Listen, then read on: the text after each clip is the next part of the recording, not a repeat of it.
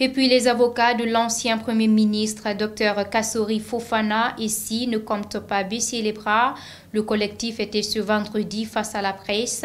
On apprend que ces anciens dignitaires seront bientôt déférés devant le tribunal spécial des crimes économiques et financiers pour le procès.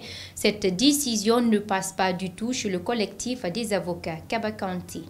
Après 9 mois de détention à la maison centrale de Conakry, le procureur général près la CRIEF décide finalement d'envoyer l'ancien Premier ministre Dr Kassory Fofana, Dr Mohamed Diané et Ouye Guilavogui devant le tribunal spécial des crimes économiques et financiers pour le procès. C'est le collectif des avocats de Kassory ici qui l'a fait savoir ce vendredi lors d'une conférence de presse organisée.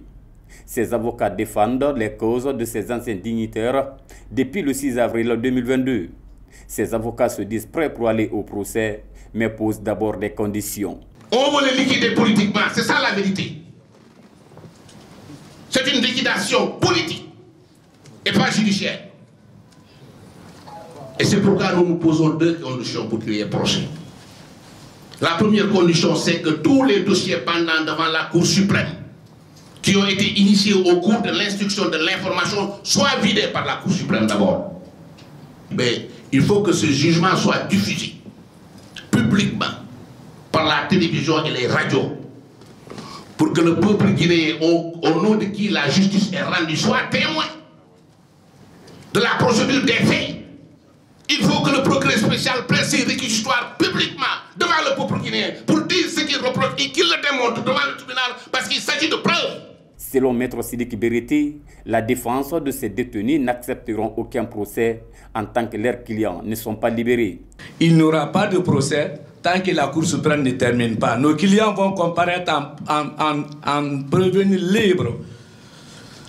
Il ne fera pas de procès tant que nos clients sont en détention. Nous, déjà 1 an de détention illégale de séquestration, Kabri Mor n'a pas peur de couteau. Dr Kassory refuse un procès de façade. Dr Mohamed Diané refuse un procès de complaisance.